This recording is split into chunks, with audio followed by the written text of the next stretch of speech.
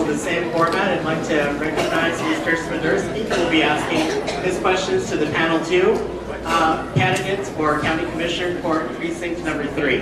Mr. Swiderski.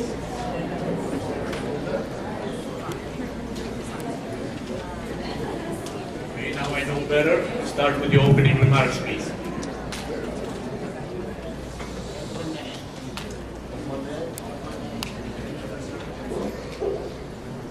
Good evening, everyone. Thank you very much for coming to tonight's debate and braving the wind. My name is Vince Pettis. I'm the former communications director for Congressman Sylvester Reyes. I had the opportunity to work as a congressional staffer for 5 years in Washington, D.C. I started off as a staff assistant, working my way up onto communications director, and where I served as the primary spokesperson for the congressional offices in Washington, D.C. And here in El Paso. Prior to that, I got my master's degree at Georgetown University in international law from the Institute of Law, Science, and Global Security at the Georgetown Graduate School of Arts and Sciences. And I got my undergraduate degree from the School of Foreign Service at Georgetown in international affairs. I was announced for this position back in September. I came back home because I wanted to make a difference here in my community. Probably one of the only candidates here that's actually taking a pay cut, leaving my job there in Washington to come back and serve my community. But this is something that I always wanted to do and come back here to make a difference. And it's a privilege to be here with these other candidates tonight. Thank you.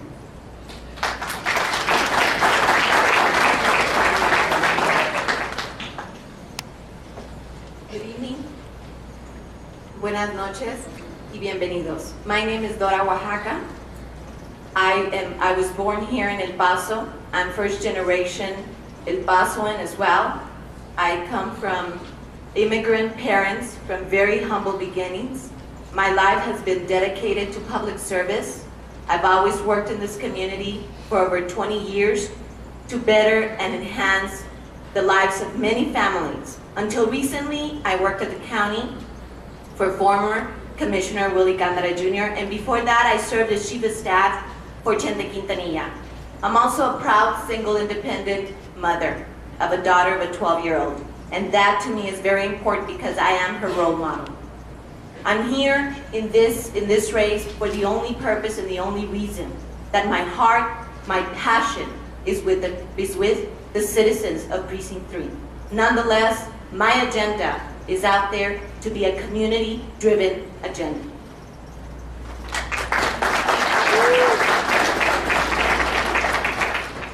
Good evening, everyone. My name is Rui Loya, born and raised in El Paso.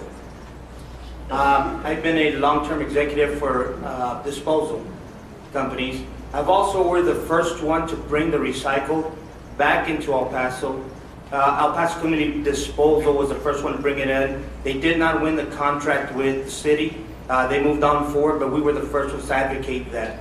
I've also been a community leader. I am serving in the Planning and Zoning Commission for the City of Socorro. I'm also the president for the Mad Dog Booster Club. I'm a big advocate, I'm a community leader, and I can tell you that I have a lot of budget experience.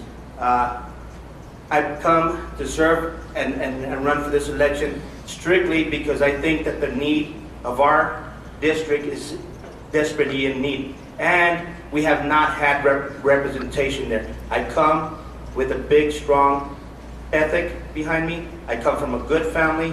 We come from very strong morals. Thank you.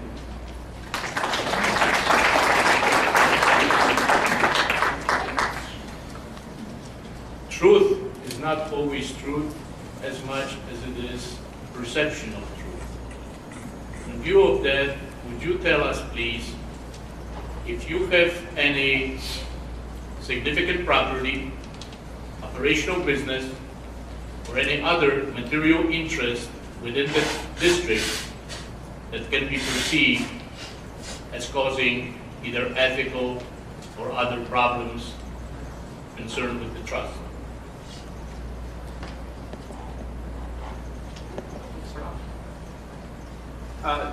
For me, the answer is no. I guess that's one of the benefits of being one of the youngest candidate here that's running in Commissioner 3. Being a young candidate, I just recently started my career after grad school. Again, I worked for 5 years there in the House of Representatives. Being a staffer, we had a very meager salary, I guess you could say, is working out there in DC, and rent is very high, so there wasn't a lot of extra money to invest, whether in property or stock or anything like that. And coming back home, I'm back in my home neighborhood there at Bel Air High School, where I graduated in Bel Air, and I'm back with my parents, and who are big supporters of our campaign, and we've grown up in that neighborhood my entire life. They've been there for 35 years. My father was a retired police officer. We come from a very middle-class family. My mom was a school volunteer. So no, I don't have any property or interest, that may cause any kind of conflict in service of this position. The answer is no.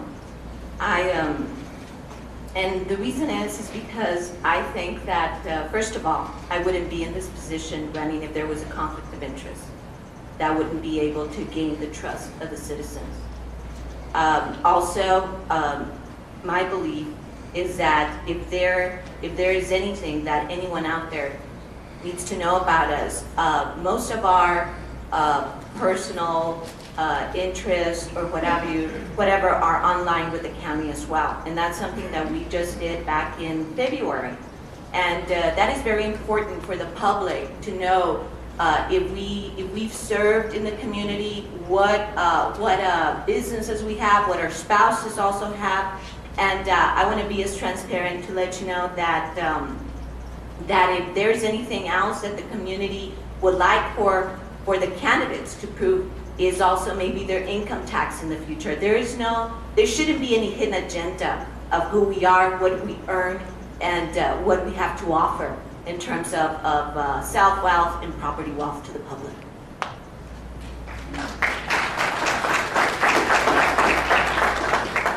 No, I don't have properties of any kind of conflict, but as I say, as I'm going to tell you, this is my second marriage. I do have a property in the El Paso district, but the taxes are up to date and there's no conflict of any kind. We are renting the property there, and it's going to be inherited to my children. Thank you.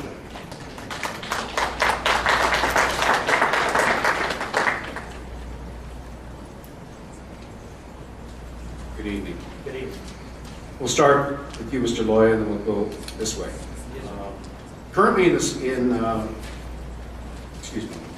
last year in a split decision, the El Paso County Commissioners Court decided not to provide domestic partner benefits to unmarried partners of county employees in the county budget. If elected, will you support and work for the inclusion of domestic partner benefits in the county budget? Please explain your position. Most politicians are afraid of this question. I stand clearly. I look at you directly. We are humans. We're not talking about anything else, but we're talking about human beings and the human rights. So most definitely I support that answer. We all have an equal right to whatever we decide is our destiny. Thank you very much.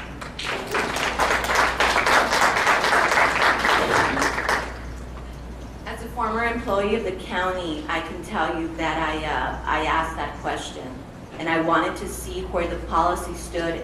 Why were they forcing people to go down to the district clerk's office and really having them fill out a document and having them to say that they were spouse? I don't agree with the policy. It's antiquated. It has to be changed.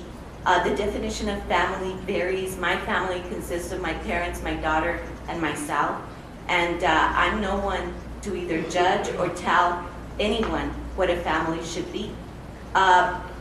I have to say that is a very important subject that we need to touch on, because the county wants to recruit companies and they're forcing them to say, oh, equal pay, equal benefits, but we have to set the example. We are the ones that are spearheading economic development, then it starts at home. And dice el dicho, el buen juez por su casa empieza. A good judge starts at home. That's what our county needs to do to ensure equality and accessibility to all county employees when it comes to health care. Thank you.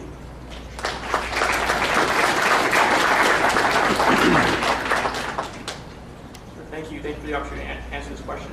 I'm very supportive of anything it is that helps give more people health care, and it's something it is that I was very passionate about when I worked in Washington. Access to health care, good quality health care, is a major problem here in El Paso. 1 in 3 people here in El Paso are without health insurance. And I think, unfortunately, this debate has been hijacked by a very small and vocal minority, particularly as we saw in the city, where this really became an issue of supporting a gay marriage. And this really shouldn't be a debate about that. Here in El Paso, when we have so many people without health insurance, we need to do all that we can to allow more people to have insurance, because when they don't have health insurance, when people don't go to the doctor, when they don't get the care that they need, then they end up in the emergency room. And that's more expensive for taxpayers to pay. And so I would much rather have individuals get covered by health insurance. Something it is that we need to realize is that across the United States, I mean, our normal ideas of family are changing. More and more young people especially are delaying marriage, and they get married at a later age. Why is it that only married couples should have access to health insurance? I don't think that's fair. And I think particularly now, this is why it's very important that young people get involved, because this is an issue that affects young people most. Because young people are the largest group without health insurance. And so that's why as we have more and more young people enter the workforce, we need to have more flexible rules and really take a look at the rules and say, really, is being married the only way it is we should get health insurance? No, the answer is no. I think we need to make it an issue about the equality of benefits. I think perhaps every county employee should have the ability to designate one other person, whether that be your boyfriend, girlfriend, or perhaps another relative it is who you're supporting, whether it be, and also I think, children should be covered, but these are the types of debates it is that we need to re-examine, because this is a very important issue.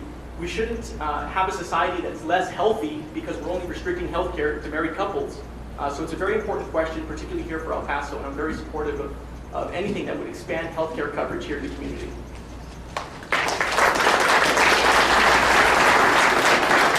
Thank you.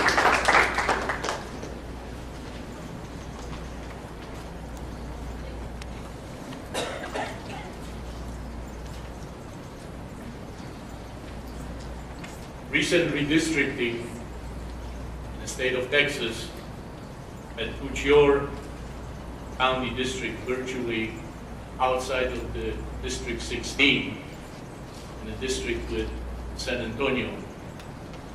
Do you see any particular challenges with that development? And if you do, can you identify those and how you prepare to deal with that? Sure, I'll take the first stab at that. Again, I can tell you, drawing on my experience, I can tell you that lots of people depend on the services of a congressional office.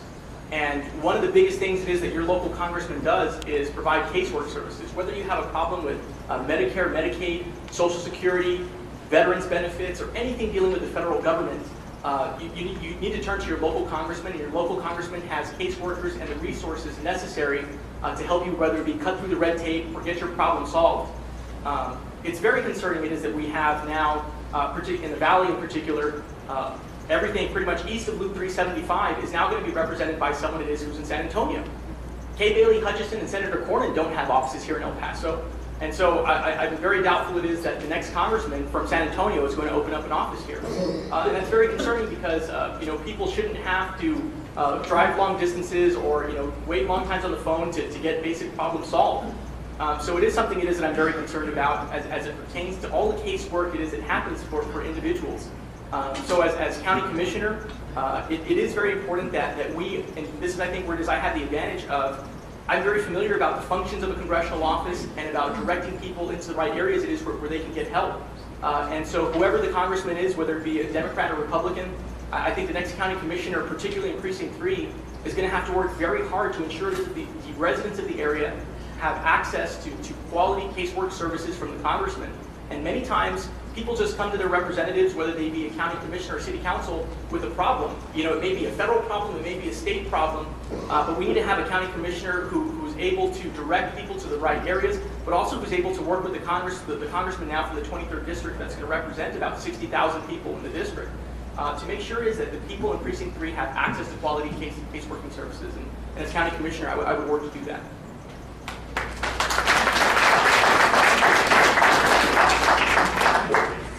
Can you repeat the question? Yes. Recent redistricting in the state of Texas had put 3rd County Commissioner District virtually 100% in District 23rd outside of Congressional District 16. What challenges do you see with this development? And And what actions are you prepared to take to counter those challenges? Well, I've already had experience as not only a staffer at the county, but also a staffer at the state level to experience working with what I call makes us more of a rich community, having 2 congressmen, having more than another state representative and a senator. We had Senator Matla, we've had Senator Uresti. Senator Matla had an office here in El Paso. We've had great success with the port of entry, not only with the help of Congressman Reyes, but also with the help at the time from Ciro Rodriguez. They both work very jointly in trying to bring that funding for the port of entry. You've also had recently, Congressman Canseco. So my experience with casing and with definitely working with more than one is a positive representation, because we can count on more than one person to voice the needs of El Paso County in Congress. And one of the things that I feel I would have to promote and advocate is whoever is going to be that congressman for that area is to establish a seat here, an office here. Like in the past, we had Cesar Blanco, who worked with Congressman Reyes and went out to work with Congressman Ciro Rodriguez, who was very attentive to the needs of the community. So my experience has been positive. It's not been where I have seen any of those offices, whether there be Republican now or Democrat, neglected El Paso. On the contrary, more than one voice for El Paso is a positive thing for us.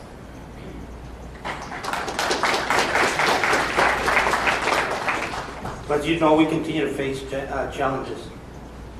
If it has been a problem locally that we've not had representation from our local government here, how much more is it going to be of a challenge to get representation from San Antonio? So yes, definitely, we're going to have to encourage the new representative for Congress is to open up an office here for us. We need representation from the state level to have an office here for us. We need to continue to work diligently together as a group, not identify ourselves as just county commissioners, state representatives. We need to continue moving forward. As I mentioned before, it's been a challenge enough as it is that we didn't have the representation here. So yes, I think it just makes it harder for us to work, and it makes us more responsible in not just taking the position of an elected official, but the responsibilities that come along with it. So those are the issues that I'd like to address whoever's taking office. Thank you.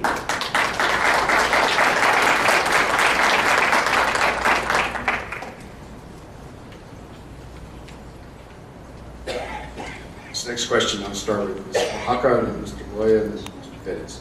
The County of El Paso currently has a policy that prohibits discrimination in the workplace for county employees on the basis of race, color, age, religion, gender, sexual orientation, national origin, disability, or veteran status. If elected, will you support and work for amending this policy to include gender identity or expression so that transgender employees are protected from discrimination? Please explain your answer. Absolutely, absolutely. And I can tell you from experience, I suffered an accident when I was very young. I'm half blind, so I know the needs of the disabled community as well. I believe in my heart it's about humankind. And I'm a mom who, if my daughter gets sick, I'm not going to enter a hospital and demand what gender, what race, what religion, what sexual preference. Is the doctor going to take care of my daughter? I don't think anybody is going to do that. So in order for us to be able to embrace not only equality of services that everybody is preaching out there in terms of enhancing Precinct 3, we need to preach also, and it's not preaching meaning to advocate, to stand firm with El Pasoans as far as equality for all. And there is, I mean, we still have, and we're seeing it in the news, and we can't be shy to stand and be reserved in the sidelines and not speak up, and definitely not go out there and challenge those individuals that are trying to distort the image of who we are by saying that it's wrong, because it's morally wrong. What is morally wrong is us not being able to be equal at all levels at the county. And that means not only in pay for women, but also in every single aspect that demands fair treatment for all. Thank you.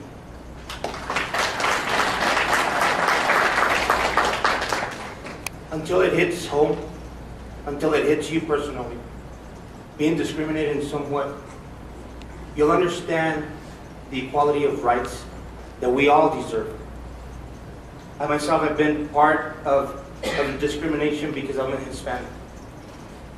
And so I strongly believe that this is a question that we continue over and over and over, but yet we fail to step up, whether we're government leaders, whether we're executive secretaries, whether we're community leaders itself. We fail to step up to the plate once we get elected to make the changes. Move forward with it. Not just promise and say I'll do, but do what I say I would. And I most definitely will look into that to amend those changes.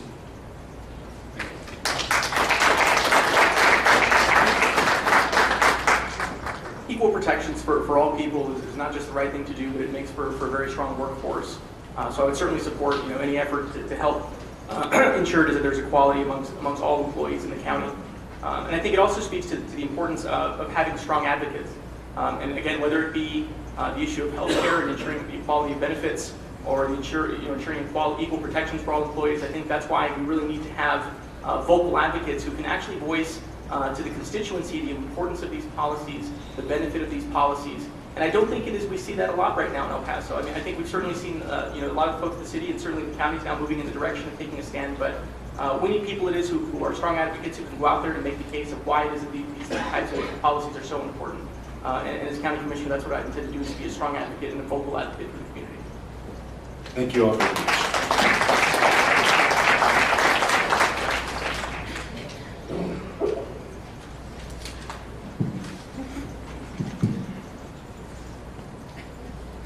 The questions from the audience are as follows. The first question is, what will you do to deal with corruption and crime and restore trust in your district? I'll take that question. Thank you, sir. I've been campaigning for already 9 months. My signs have been out there, my posters have been out there, my cards have been out there. And my agenda has been restore public trust. We've seen it happen so many times and so many times before, where we're losing faith, our voter registration is dropping down tremendously. And that's not to blame them. It's simply because they feel that the lack of representation, the corruption continues, and they all think that we're all corrupted. I'm advocating out there very diligently and asking our voters, our supporters down there, that not all politicians are corrupted. Government will continue, whether we voice our opinion or not. So it's crucial that we come out and vote. Even stronger, push and advocate a lot more to our younger generation to come out and vote, because the need is there. It's time to take a stand and make your election count, make your voice count. Come out and make a difference and vote. Thank you, sir. Well, I'm going to believe that you earn trust and you earn respect. And so the community wants actions, they want action. And really what it matters, and it's going to boil down to what I feel, is that people are going to have to start thinking of electing folks that believe in term limits. Because when you come into office, you're going to have a set agenda and a firm plan of how you're going to do your job in order to earn these people's trust and job. And if you're going to want to be reelected, you're going to have to make an impact, a handprint impact on families in less than 3 years. And that's determination from the individual that is elected in office. And so if you want to be there for a total of 12 years, you're going to have to produce. And right now, that is what America's about. Our global economy is about producers, about being a society that can meet performance measures. As a candidate, as an elected official, as your public servant, I want to be able to produce for you to earn your trust and respect. Thank you. Mr. Gomez. Well, right now we're really facing a crisis of trust in El Paso County. We're really looking at the prospect now of having 3 former county judges all behind bars at the same time. In the last 50 years, in Precinct 3 in particular, we've had 11 presidents of the United States, but we've only had 3 county commissioners. Prior to Commissioner Gondra, who was elected in 2008, we had Miguel Terán, who was there for 10 years, and before that we had Rogelio Sanchez, who was there for 36 years. And part of our core message in our campaign is that we need to change this cycle of failed leadership. And we do that by electing folks who are new, and that's why it's so important it is that young people get involved. Unfortunately, not enough young people get involved, and that's why it is we keep electing the same people. When I first decided to run, I was happy to know it is that people under 40 make up 60% of registered voters. 60%. But come election day, voters who are 50 and over make up 70% of the vote, because young people just don't vote and they don't get involved, and I think that's why we have a lot of the same problems. We need to elect new people. I've used the example before where Commissioner Gondra previously spent $90,000 of his own wealth to get himself into office, yet he had the worst attendance record. What does that say about a candidate's motivation in running for office? In this case, I've also pointed out it's unfortunate that Representative Quintanilla isn't here, but Representative Quintanilla, who's now been in the state legislature for 10 years, now qualifies to collect a pension and he gets to retire, which is his second pension because he's already retired from the schools. And now he's looking for another office to run for so he can collect a third paycheck to the tune of over $150,000. And I don't think that's the right motivation to run for office. And I think that's precisely what we need to change by getting young people involved and a new crop of candidates involved here in El Paso County. Thank you.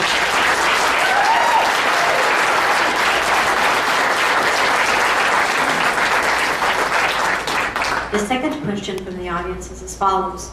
The missions in the Valley are the oldest in the nation. What will you, as a commissioner, do to make these missions a tourist destination for El Paso and the Mission Valley? I'll take that. Ah, I've had the opportunity to work with many folks in the Valley, in the Mission Trail Corridor, before I even worked at the county.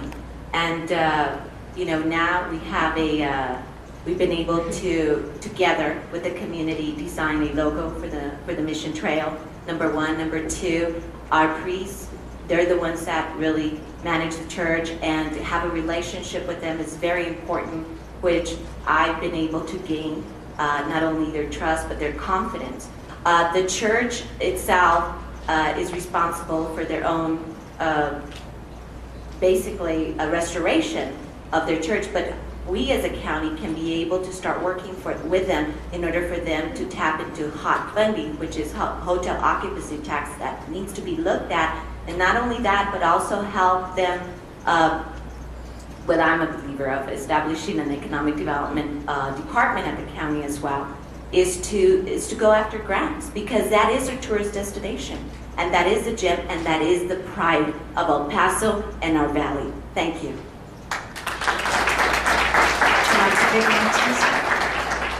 The mission. Some of us take it for granted. Some of us ignore our missions. We've had them there for quite some time. They're in desperate need of renovation. Okay, some of them are even falling. The one in San Elizario has now been up for renovation. What we need to do, and I plan on doing it not only as government but as a civic leader here, is to get more people involved, to create better opportunities for room for improvement in our missions. One of the biggest problems is that we have Socorro Road. The transit there is the biggest problem that we have. So how can we bring attraction of tourists to enhance our missions? That's been one of our difficult situations that we have there. But working with the community and working with the priests and working with the government, I think that we can improve the way of transportation and bring more tourism back to our valley to enhance our missions and recognize them for what they are. Thank you. Mr. Bennett. You know, unfortunately, the county recently spent, thousands of dollars on marketing to help market the missions. But when you take a look at the Sinelli mission, it's falling apart. I mean, the walls are separated, from the church, and the roof, it looks like it's going to collapse. I mean, our missions are really in disrepair. The thing that makes our missions unique is that they're the oldest active missions in the United States. In other places like San Antonio, the state runs the missions because they're not active, so they're more tourist attractions. So that's not the case here. We need to have innovative partnerships with the church, with the Mission Trail Association, and with the county. And I think whenever you have collaboration on those levels is when you have some difficulty. Right now, the Sinelli mission is being renovated a bit because the church provided some grants, but a lot of the work is being done by volunteers. And I think we need to have better ideas and better collaboration when it comes to the missions. When you look right now, I mean, there's a big movement to help save the smokestacks at Asarco. That's going to cost several $1 million to help save the smokestacks. What I'm saying is, the missions here are one of our prized gems. I mean, where's the movement from the community, from business, and the county to save our missions? And there's nothing against the Asarco smokestack, but I think we really need sort of that innovation, that sort of advocacy to help bring attention to our mission trail, and that's what I intend to do as county commissioner. Thank you, sir.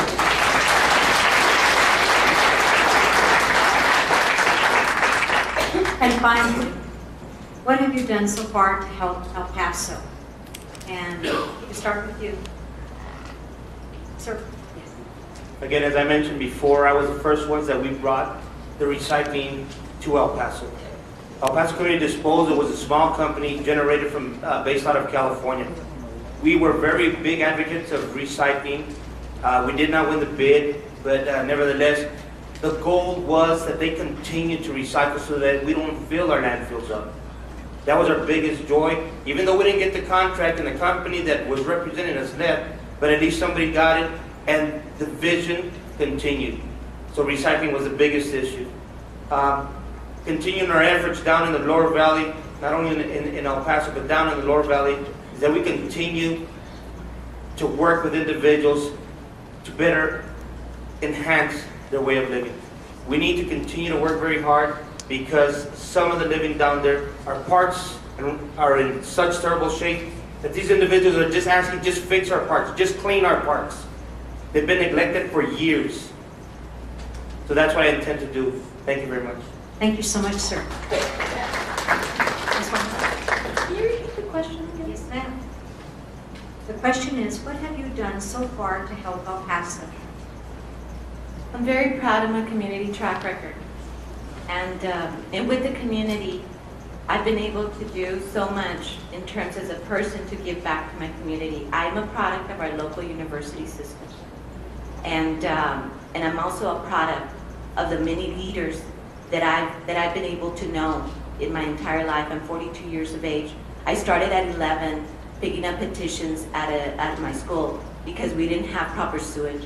From there, it's just been the love in my heart because I'm in love with my community to do as much in front of you, and many of you have this. But just recently, I was recognized as well for enhancing the quality of life of Colonia residents.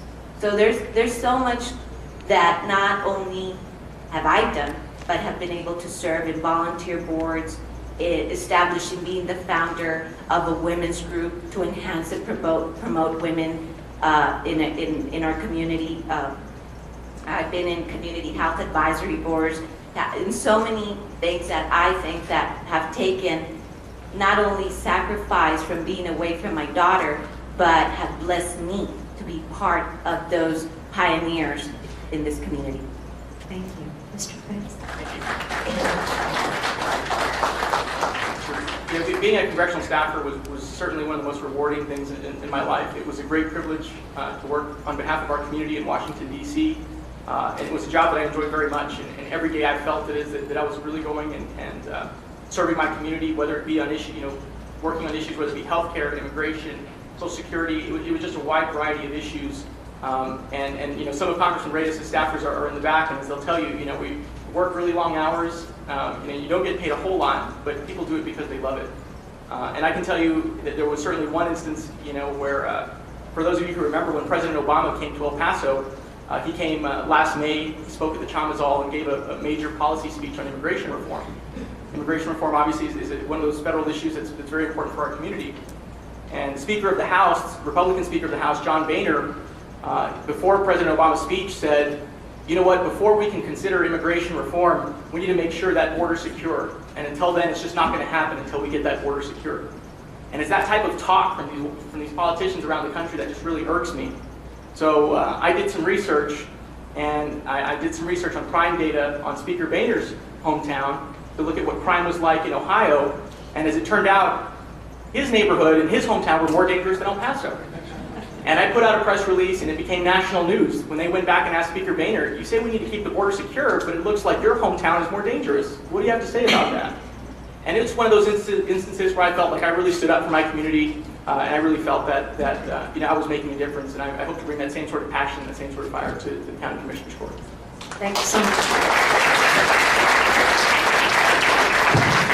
Wow, you all have had some wonderful answers. And now here is an opportunity for you all to ask each other a question.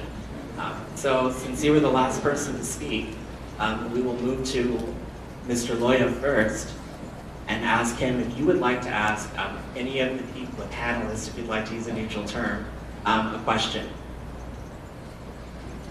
Okay. This is for Ms. Oaxaca.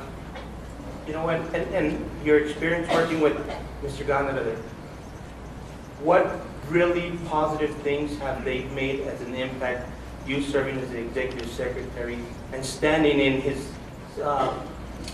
for his position because he's missed so many meetings?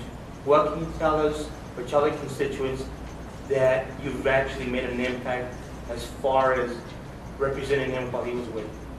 Thank you, Rudy, for asking that question. It's a very positive question for me to let the community know.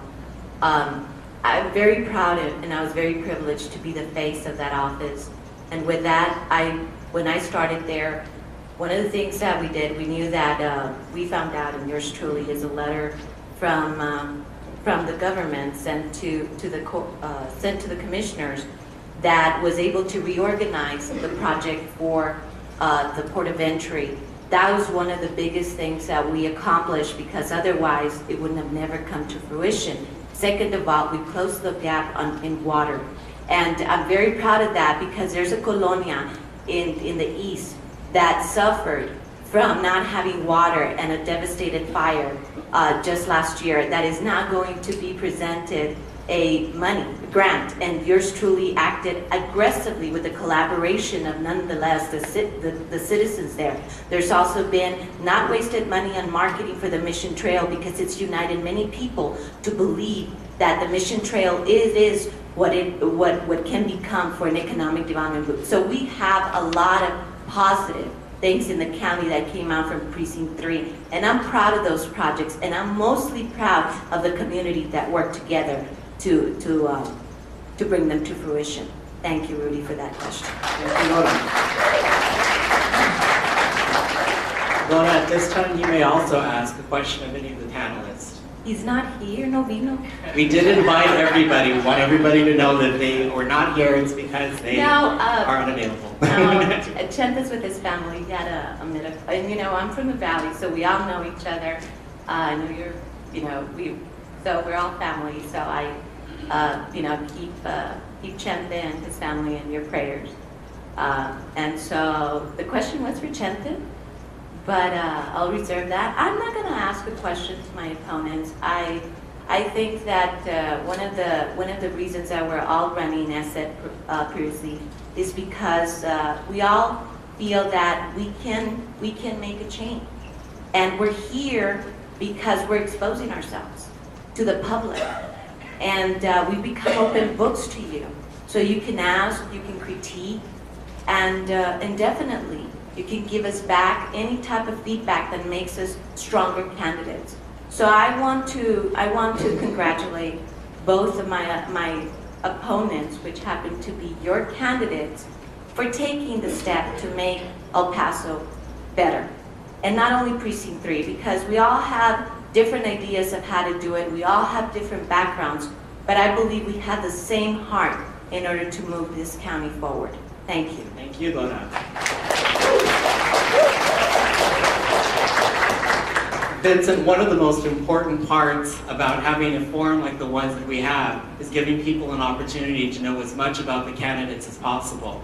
As a person that's running against two other opponents that are present here today, you will give us a unique opportunity to know what it is that's of importance from your perspective, because you cared enough about this community, like your other candidates, to put your lives in front of the public eye. So with that having been said, would you like to ask a question of one of the panelists?